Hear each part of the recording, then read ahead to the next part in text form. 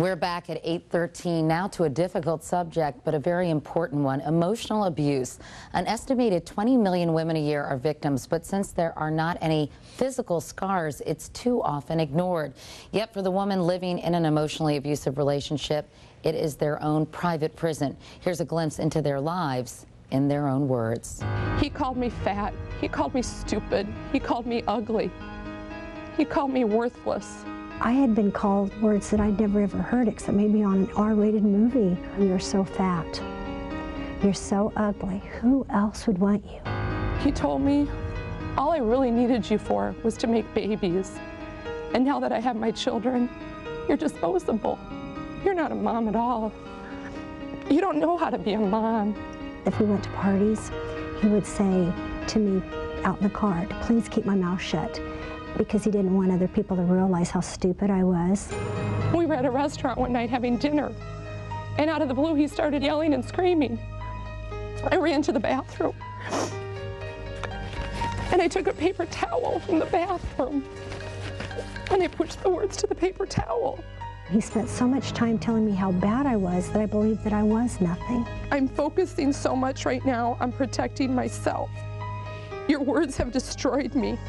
I feel like I'm dying inside. I was so wrapped up into how much hurt I was going through and how maybe today I could make it a little bit better, and maybe I could cook his meal a little better, or maybe the sex would be even a little better. We weren't even sleeping in the same bed anymore. And I remember an occasion where my children and I decided it was time to go to bed.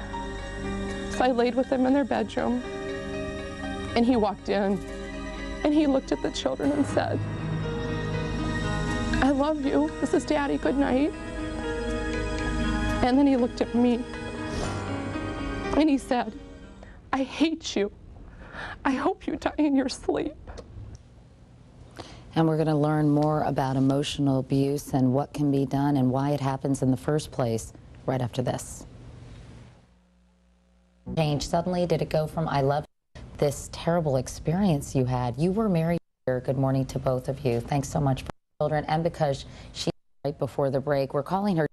And now we want to talk with one of the women we heard in our piece right before the break. We're calling her Jane Doe because she asked that her identity be kept secret for the sake of her small children and because she fears retaliation by her ex-husband. Psychiatrist Gail Saltz is the Today contributor. Good morning to both of you. Thanks so much for being here. Good morning. Because I know it's very painful for you to relive this terrible experience you had. You were married for 12 years, is that right? That is correct, Katie. And did the behavior of your husband change suddenly? Did it go from I love you to I hate you, or was it sort of slow and insidious? It was a slow process. You know, when we became engaged, it was you're in love, you fall in love.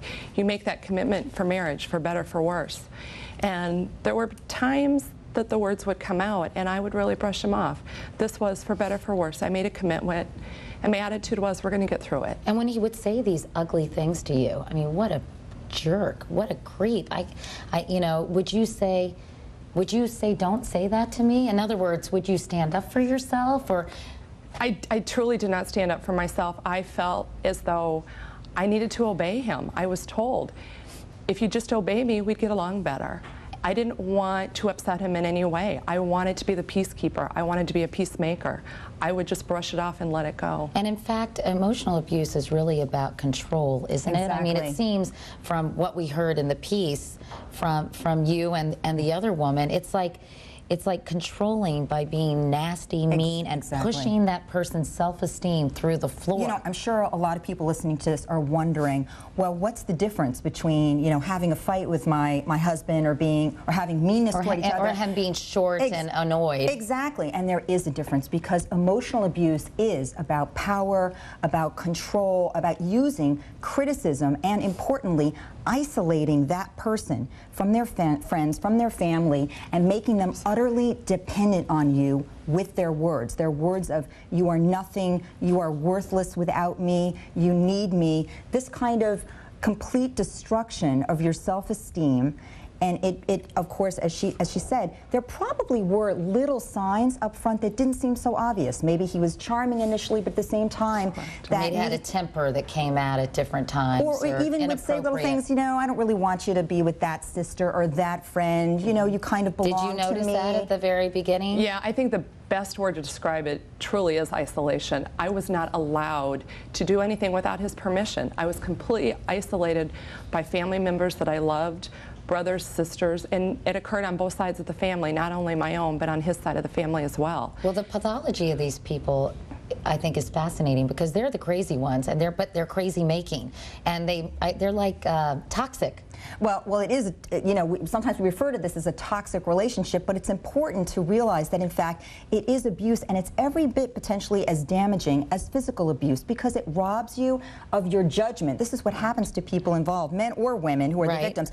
They no longer trust their own judgment. They no longer sort of know what's going on, what's right, what's wrong, And they start believing the garbage that they're being told. Exactly. Right? And that's how and they control lose their sense of self. Lose their sense of self. Did you find that to be the case? Absolutely. You know, after a while, when those words are thrown at you every single day, you truly start to believe that that is who you are. It is a brainwashing. It is a brainwashing, and that's why when you say, well, why don't you just leave?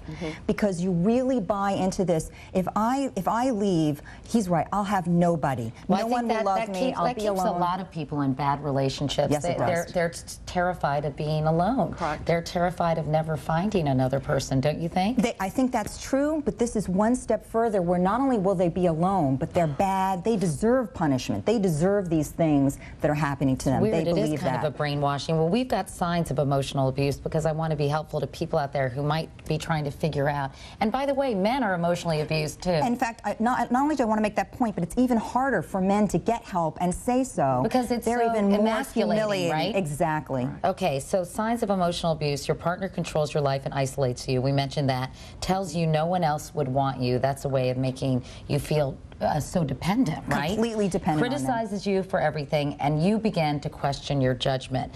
Now, when it comes to what you can do about it, let's go through those if we could. Realize emotional abuse is abuse.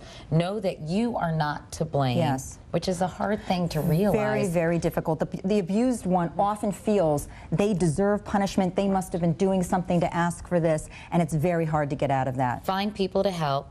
Know that you can get out and regain your strength and understand your vulnerability.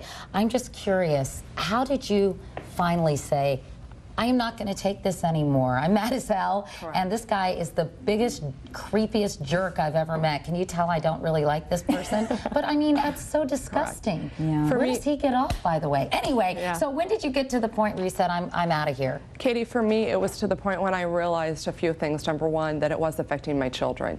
When he would say those mean, cruel things, a lot of times the children were present, and he would reiterate it. And what kind of role model is that for your kids? That's so, I hope you die in your sleep. That must have been so disturbing for them, not only right? that, but down the road, those are people who will grow up to enter abusive relationships because, as I said, understand your vulnerability. Who's vulnerable? It's the people who've had past abuse or seen past abuse. It feels familiar, and they repeat those relationships. So you finally said, this is not healthy for my children.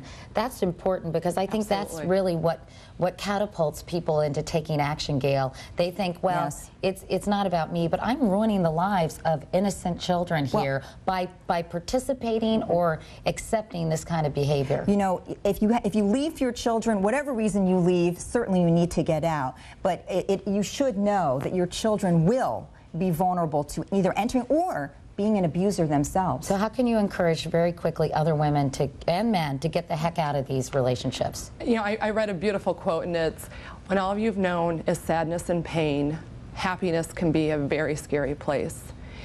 But we all deserve happiness, and I think women need to realize is that regardless of cultural, religious, or financial situations that may be difficult to leave, happiness, we all deserve happiness. All right, well, thanks so much for sharing your story with us, because as I said, I know it was very difficult for you. And Gail, as always, thank you.